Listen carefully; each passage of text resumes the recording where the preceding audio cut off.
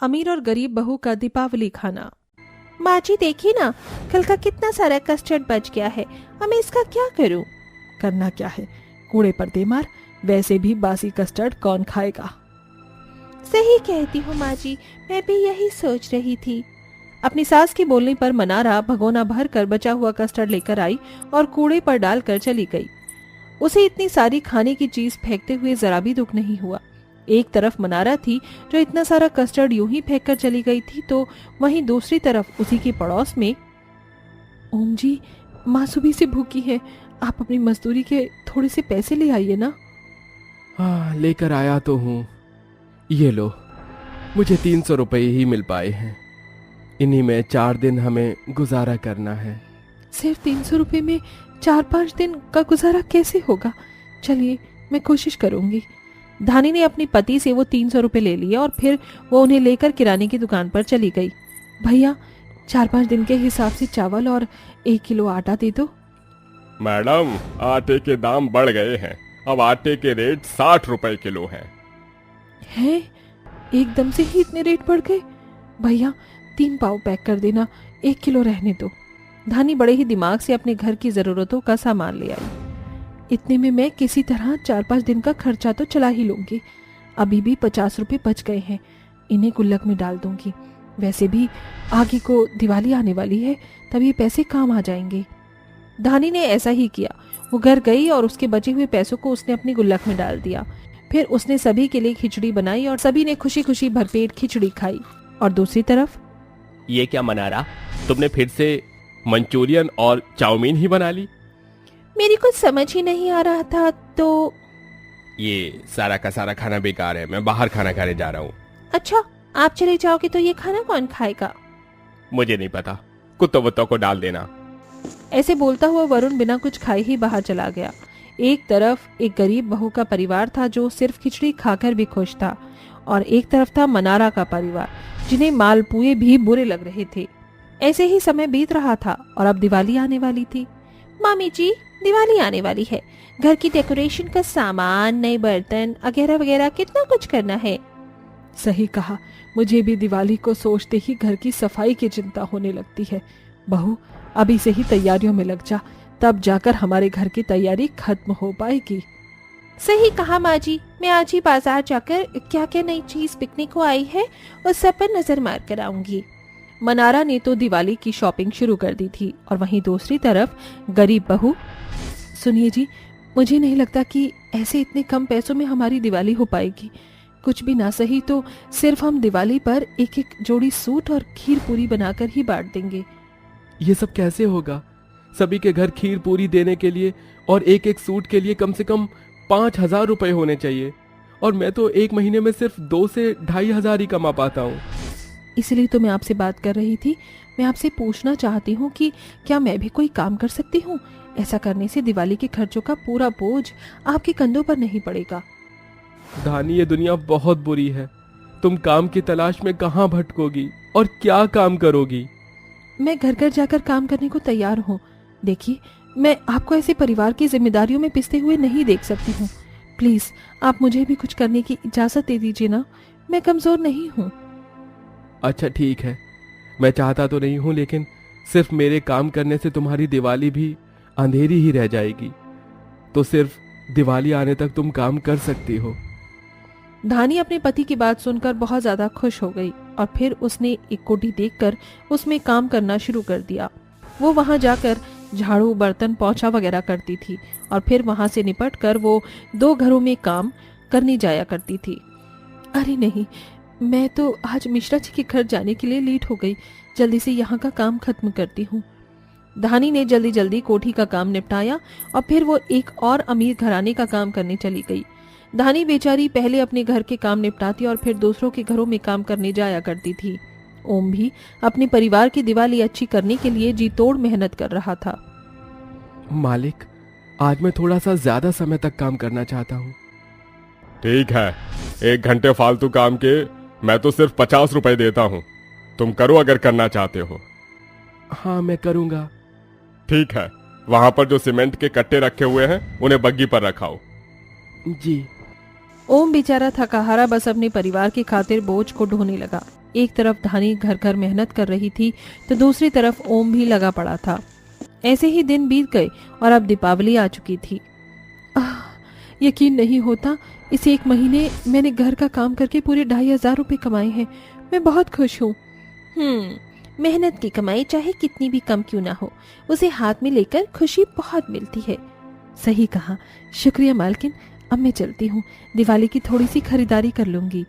तुम आज खरीदारी करोगी? चलती हूँ। धानी वो पैसे लेकर अपने घर आ गई। ओम भी अपनी मजदूरी के पैसे लेकर घर पर आया हुआ था। ओम जी, देखिए मेरी मेहनत की कमाई। अरे वाह, तुमने तो मुझे भी मात दे दी। चलो धानी, अब मैं तुम्हें थोड़ी सी खरीदारी करवाने चलता हूँ। धानी अपने पति के साथ बाजार चली गई, जहां जाकर उसने अपने और अपनी सास और पति के लिए एक एक सस्ता सा सूट खरीदा और खीर पूरी बनाने के लिए थोड़ा सा सामान। आखिरकार अब हम भी कुछ अच्छा खा पाएंगे। धानी वो सामान लेकर अपने घर लौट आई और उसने घर आकर दिवाली की सारी तैयारियां पूरी कर ली। उसने सभी के घरों में बांटने को खीर और पूरियां बनाई। एक तरफ धानी इस छोटी सी दिवाली में ही बहुत खुश थी, तो वहीं दूसरी तरफ मनारा ने अपने मेहमानों को बुलाने के लिए देग भर भर कर बाहर खाना बनवाया। खाना अच्छा ही बनना चाहिए, वरना मैं किसी को कोई पैसे नहीं दूंगी। सभी की अपने अपने हालातों के हिसाब से दिवाली मन रही थी। शाम होने पर जब सभी पटाखे जला रहे थे, वहीं बस गरीब धानी कुछ दिए जलाकर खुश थी। माँ, मैं ये खीर पूरी बांट कर आती हूँ। धानी तैयार होकर खीर पूरी बांटने निकल गई।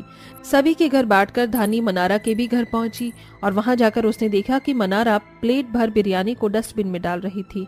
मनारा जी, रुक जाइए, ये आप क्या कर रही हो? ओ धानी, आओ आओ। कुछ नहीं, बस मैं ये बिरयानी बच गई थी तो इसे डस्टबिन में फेंक रही थी। इतनी सारी बिरयानी आप फेंक रही थी? मनारा जी, इतनी बिरयानी में तो किसी गरीब की दिवाली रोशन हो जाएगी। मतलब? देखिए, मैं वैसे नहीं बोल रही हूँ, लेकिन इस अच्छे खाने को खाने के लिए न जाने कितने लोग तरसते हैं।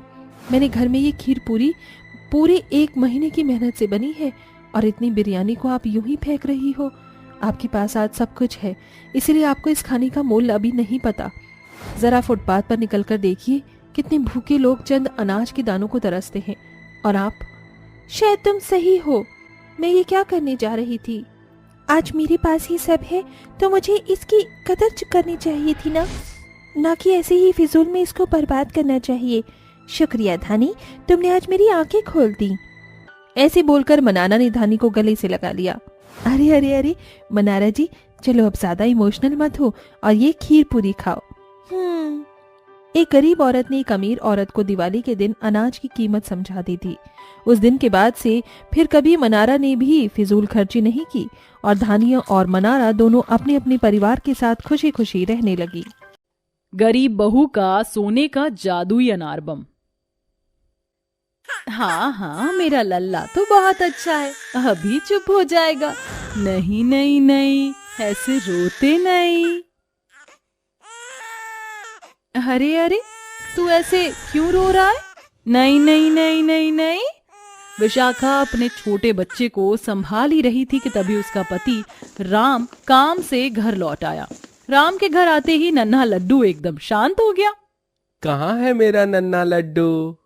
अरे, आपको देखकर तो ये बिल्कुल ही शांत हो गया, वरना शाम से ही इसने पूरा घर सर पर उठाया हुआ था। चलिए, अब मुझे बहुत देर हो गई है इसे संभालते हुए, अब आप कुछ देर इसे संभालिए। अरे पर विशाखा, सिर्फ कुछ देर को संभालिए। आज मैंने माँ दुर्गा की आरती नहीं की थी तो मैं बस वो कर लूं, फिर लड्डू को आप मुझे ही दे देना। अच्छा ठीक है। राम अपने बेटे लड्डू को गोद में लेकर खिलाने लगा। इतने में राम लड्डू को खिला रहा था, विशाखा ने अपनी पूजा पाठ कर ली। विशाखा माँ दुर्गा की अनन्य भक्त थी। वो रोजाना माँ दुर्गा को भोग लगाती थी और उनके बड़े ही मन से पूजा किया करती थी। कुछ देर बाद विशाखा सभी पूजा पाठ करके निपट गई। अरे विशाखा, अब अगर तुम्हारा काम हो गया हो तो खाना लगा दो। जी अभी लगा देती हूँ। आज क्या बनाया है? खिचड़ी। आहा, हम कब अच्छा खाना खा पाएंगे? तुम्हारी माँ दुर्गा भी तो हमें कुछ नहीं देती हैं। हम जो खा पा रहे हैं वो अच्छा ही है, वरना ऐसे भी लोग हैं जो इस खाने के लिए भी तरसते होंगे। क्या हुआ जी आपको? कुछ नहीं, बस अचानक से सिर दर्द कर रहा है। वो आज आप जल्दी उठकर काम पर गए थे ना, इसी वजह से दर्द कर रहा होगा। आप खाना खाकर जल्दी सो जाना।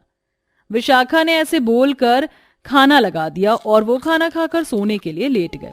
विशाखा और राम गरीब थे, इसीलिए वो जमीन पर एक चादर बिछाकर और अपने ऊपर एक फटी पुरानी सी चादर रखकर सो रहे थे कि तभी विशाखा सोते सोते उठकर बैठ गई। क्या हुआ विशाखा? अजी बहुत मच्छर काट रहे हैं। लड्डू को इतने मच्छर काटने सही नहीं है। अच्छा, तो तुम लड्डू को लेकर मेरी जगह आ जाओ, इधर की तरफ से मैं सो जाऊंगा। लेकिन फिर आपको। अरे कुछ नहीं होगा। राम ने विशाखा से अपनी जगह बदल ली। सारी रात राम को मच्छरों ने बहुत काटा और अगली सुबह वह बुखार से करहाता उठा। अजी आपको हल्का हल्का बुखार है, आज काम पर मत जाइए। विशाखा, प्राण जाए पर काम न जाए। जानती हो, अगर काम पर नहीं गया तो कल ही 2 वक्त की रोटी के भी लाले पड़ जाएंगे। कोई नहीं, ये हल्का सा बुखार है, दोपहर तक उतर जाएगा। राम ने अपनी कंडीशन को जरा सा भी सीरियस नहीं लिया और वो अपने काम पर चला गया। राम मजदूरी किया करता था।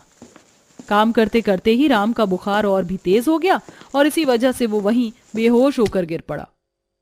सभी आसपास काम करने वाले मजदूर राम को देखकर घबरा गए और जल्दी से उसे उसके घर पहुंचा दिया। देखिए जी, मैंने आपको बोला था कि आप काम पर मत जाइए, लेकिन आप मेरी सुनते ही कहाँ हो। जानते हो, आपकी ऐसी हालत देखकर मेरी तो जान ही निकल गई थी।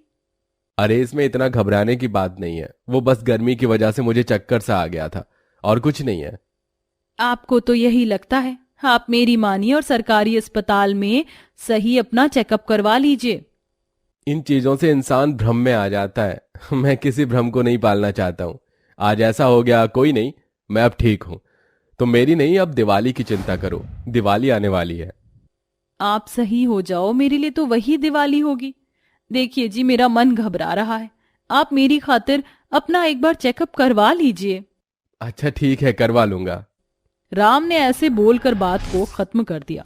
ऐसे ही 2-4 दिन और बीत गए, लेकिन राम ने अपना कोई मेडिकल चेकअप नहीं करवाया और दिवाली आने के 1 दिन पहले उसे बहुत जोरों से बुखार हो गया और साथ ही उसे खून की उल्टियां भी आने लगी।